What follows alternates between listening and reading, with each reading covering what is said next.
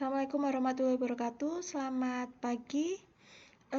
Tadi kita sudah belajar tentang formulasi penyusunan rencana bisnis.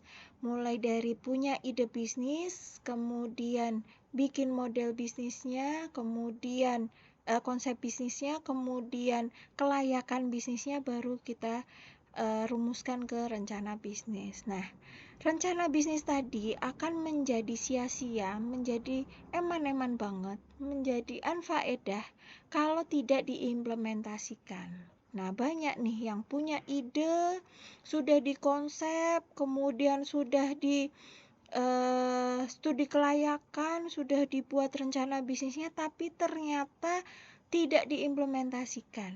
Kenapa? Nah, eman-eman banget. Biasanya karena 3 masalah ini nih. Yang pertama karena adanya masalah produk atau pasar. Bu, jangan-jangan nanti saya bikin produk saya nggak diterima di pasar nih. Jangan-jangan produk saya nggak solutif. Produk saya sudah bagus belum sih? Produk saya sudah layak dipasarkan belum sih? Produk saya diterima pasar nggak sih? Produk saya bisa memenangkan persaingan nggak sih? Nah, ini menjadi masalah juga. Yang kedua, karena kesulitan finansial. Nih, financial difficulties problem. Karena kesulitan finansial. Nggak punya modal, Bu. Aku nggak punya uang. Nah, padahal sekarang bisa. Modal itu nggak hanya finansial, tapi juga karena adanya jaringan, punya networking, punya relasi. Itu kita manfaatkan untuk mensupport menjalankan bisnis kita. Kemudian yang ketiga, karena masalah manajerial nih, managerial problem. Nah, misalnya, Bu, saya enggak tahu tuh cara ngelola keuangan yang baik itu gimana. Saya enggak paham gimana ngelola karyawan. Saya enggak tahu gimana memasarkan produk biar laku. Saya enggak mudeng gimana memproduksi yang efektif dan efisien. Nah, ini masalah manajerial. Kita bahas satu persatu. Yang pertama tentang masalah produk atau pasar. Kenapa muncul masalah produk atau pasar? Karena yang pertama penentuan waktu yang buruk atau poor timing. Waktunya nggak tepat. Ini lagi masa pandemi kayak gini. Kalian jualan misalnya produk-produk yang biasanya, misalnya makanan atau bikin bisnis makanan misalnya. Bisnis makanan oke, asalkan memang memungkinkan konsumen aman dalam hal kesehatan misalnya. Nah, memungkinkan juga waktunya nggak tepat. Jualan payung di musim panas, jualan jas hujan di musim panas misalnya, itu karena waktunya nggak tepat. Kemudian yang kedua, masalah desain produk desain problem. Ini desain produk kita nggak produk yang diinginkan konsumen nih, nggak produk yang menjadi solusi dari masalah konsumen nih. Nah, ini juga membuat adanya masalah produk atau pasar.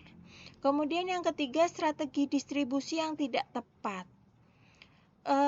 Memang ada kemungkinan kita membuat perusahaan kita itu menggunakan saluran distribusi langsung. Jual langsung ke konsumen aja. Biasanya perusahaan-perusahaan kecil seperti itu. Nah, semakin besar kita juga harusnya merentangkan ada agen, ada distributor, enggak masalah. Bahkan sebenarnya perusahaan kecil pun menggunakan agen atau distributor untuk memperluas pasar, enggak masalah kok. Nah, dilihat dari produknya juga, dilihat dari kemungkinan menjalankan usahanya, memungkinkan pakai distributor atau tidak. Kalau memang belum mampu mengelola distributor, ya enggak usah, langsung aja pakai saluran distribusi langsung. Kemudian yang keempat, konsep bisnis yang tidak jelas. Nih, idenya oke, tapi konsepnya enggak oke. Karena belum riset pasar nih pasti. Nah, ini konsepnya nggak oke juga menjadi masalah produk. Oh, ternyata produknya nggak solutif, produknya nggak diinginkan, produknya udah basi, nggak sesuai sama kebutuhan pasar. Kemudian bisa juga menggantungkan diri pada satu pelanggan, karena lihatnya cuma mahasiswa misalnya. Oh, mahasiswa tuh senengannya sing murah, enak, banyak. Padahal di UNES itu yang hidup di situ nggak hanya mahasiswa, ada masyarakat sekitar, ada dosen dan karyawan UNES juga. Kenapa nggak dijadikan segmen pasar sekalian begitu? Itu menggantungkan pada satu pelanggan. Karena ketika menggantungkan pada segmennya mahasiswa libur, sepi warungnya. Gitu ya. Ini masalah produk atau pasar. Kemudian yang kedua, karena adanya kesulitan keuangan nih, nggak punya modal. Padahal sekarang pendanaan juga banyak itu bisnis pitching, kalian ikutin. Kemudian sumber-sumber pendanaan hibah dan sebagainya untuk mahasiswa banyak banget. Kemudian nih, hati-hati, berhutang terlalu cepat, kakean utang. Jangan sampai modal itu utang semua, utangnya terlalu banyak. Bisa juga karena masalah modal ventura, ada investornya, itu juga belum tentu menjadi solusi buat keuangan perusahaan. Utang sama adanya modal ventura ini sangat riskan. Bisnis dijalankan diawali dengan hutang gitu. Kalau bisa ya jangan utang, jangan cari investor dulu, udah seadanya dulu, itu lebih bagus. Ya memungkinkan pakai utang, tapi kita harus konsisten dengan dana yang kita gunakan dari utang itu. Kadang ada yang utang terus habis itu dipakai untuk kepentingan pribadi, untuk kepentingan yang bukan mendesak untuk bisnis. Nah, itu yang menjadi masalah dari masalah keuangan. Kemudian masalah manajerial nih, terutama tentang SDM, pendekatan tim, bagaimana mengelola SDM, karena SDM itu beda sama mesin, bukan mesin. Manusia itu punya hati, punya perasaan, memperlakukannya lebih susah ketimbang mesin. Nah, ini masalah yang terjadi di mengimplementasikan rencana bisnis, biasanya karena 3 itu.